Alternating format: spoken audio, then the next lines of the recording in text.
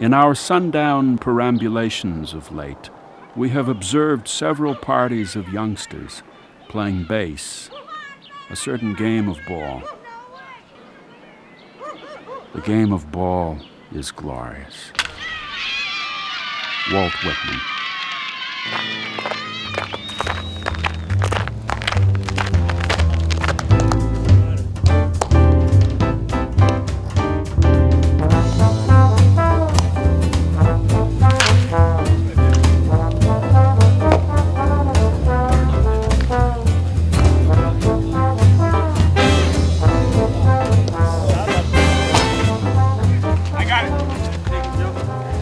Well, my expectations are high.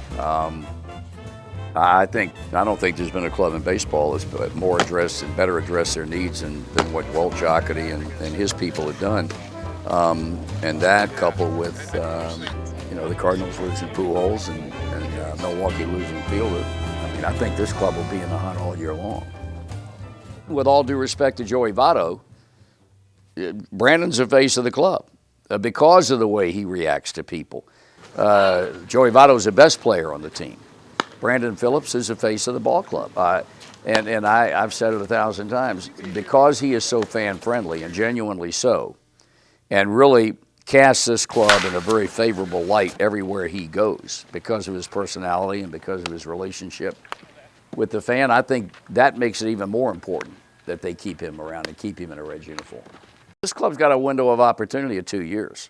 That's 2012 and 2013, simply because they don't know what's going to happen with Votto after next year. They can only hope that by the time his contract expires, and if he doesn't opt to remain in Cincinnati, that they either have somebody ready to move in that position, or they have the financial wherewithal to spend money that they would have spent on him for somebody else.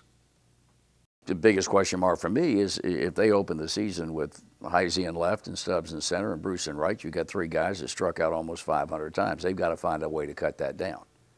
Talk is cheap. And they've said we can get this done. Well, let me see.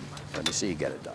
Because I don't think they can afford to go through another year where Drew Stubbs strikes out 205 times and the other guys strike out at the rate in which they struck out, and be as good as they think they can be. Scott Rowland and his ability to stay healthy and stay on the field, even if it's only for 115 games. They need him badly in the middle of that batting order to split up Joey Votto hitting third and Jay Bruce batting fifth, rather than having Votto third and Bruce fourth. That doesn't work. But Aroldis Chapman's got options. They can send him out. That's not a make or break situation.